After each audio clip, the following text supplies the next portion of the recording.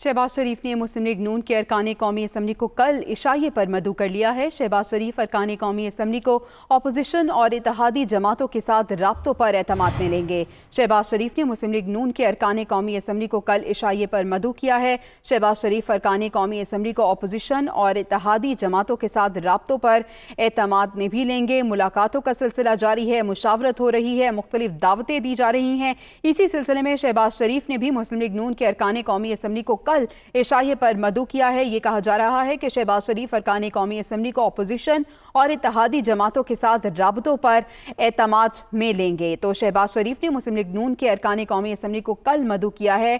इशाया दिया जा रहा है शहबाज शरीफ की जानिब से और मुस्लिम लीग नून के अरकान कौमी असम्बली इसमें शिरकत करेंगे। अरकान कौमी असम्बली को अपोजिशन और इत्तेहादी जमातों के साथ राबतों पर एतमाद में लिया जाएगा और इसके साथ साथ दीगर उमूर भी ज़ेरे गौर रहेंगे। कल इशाये पर मदऊ किया है मुस्लिम लीग नून के अरकान कौमी असम्बली को शहबाज शरीफ की जानिब से और ये बताया जा रहा है कि शहबाज शरीफ अरकान कौमी असम्बली को अपोजिशन और इत्तेहादी जमातों के साथ राबतों पर एतमाद में लेंगे।